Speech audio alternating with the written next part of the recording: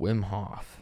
Don't know if many of you necessarily know who he is or what he's known for, but Wim Hof, born April 20th, 1959, also known as the Iceman, is a Dutch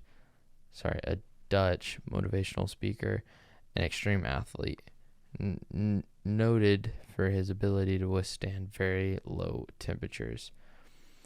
So Wim Hof is basically, he is the Iceman. He has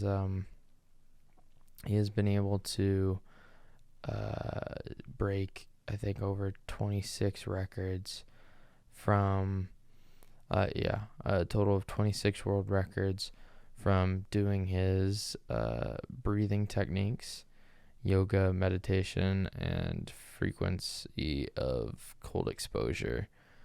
And he has been subject to several medical assessments and a book written by an investigative journalist, Scott Carney.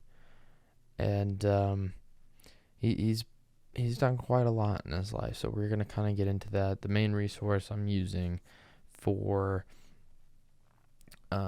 this podcast is his book, his newest book, The Wim Hof Method, that was released in 2021, I believe. It's let me see here. It's been a second. I think it was 2021.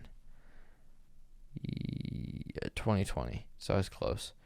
I knew it was fairly recent, but using that and then just some other videos I've seen of him and some of the stuff he's done, and got a little bit of a better insight to his life and stuff and stuff like that. But all right, so early life of Wim Hof. So in his book, he talks about several things. Actually, he talks about kind of how immediately he had battled and played with death. During his birth, when his mother was giving birth, they did not know that she actually had twins, and so she'd given birth to his brother, and the doctors had actually taken her back to the room to recover.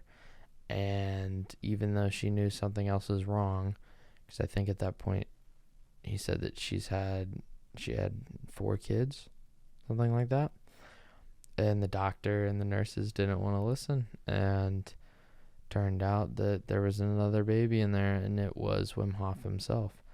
And he actually was born, and when he came out, he was purple because he nearly suffocated to death while in the womb, because they were not aware of his life. They weren't aware he was even in there.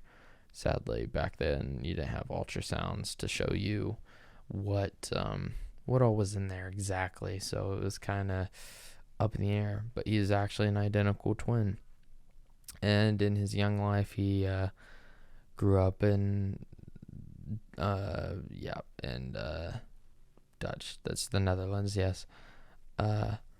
Grew up in the Netherlands and was right between Belgium and Germany, right in that border near there. And he talked about stories where he was a newspaper delivery boy, and he actually had to go through, I think, parts of both countries and delivers different types of newspapers because the different languages people speak depending on where he was delivering.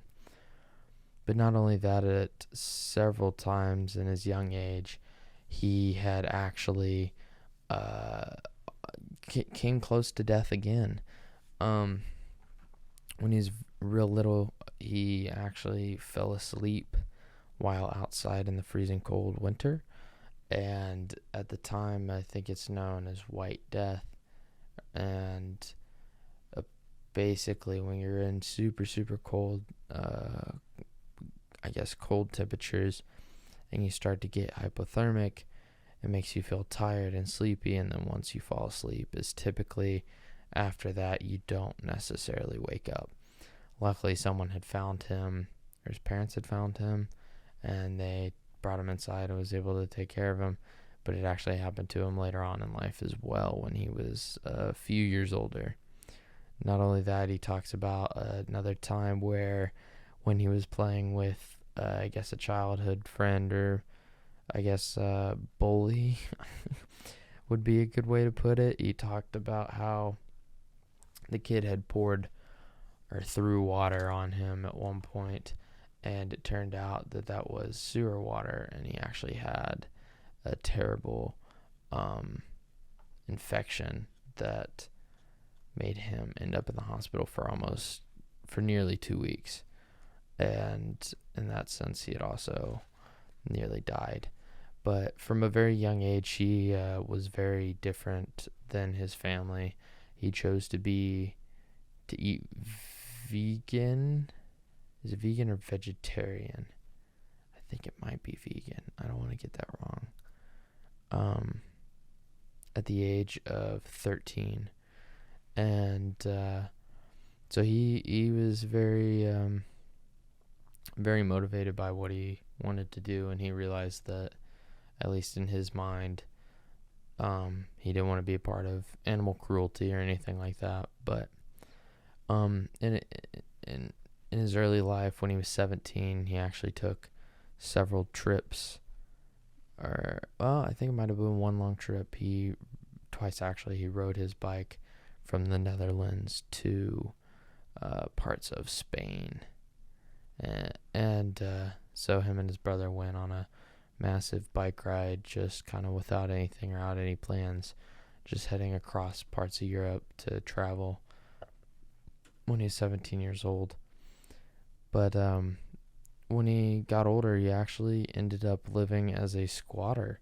He lived as a squatter for almost 8 years, and he just kind of did what he wanted. He was and he even says that he was a hippie. And especially in the Netherlands, that kind of stuff isn't necessarily seen as bad or negative, and people just kind of lived as they were. When someone would own a property but just wanted to hold on to it then and sell it and make more money, if they weren't going to rent it and allow it to be accessible, people would decide to live there.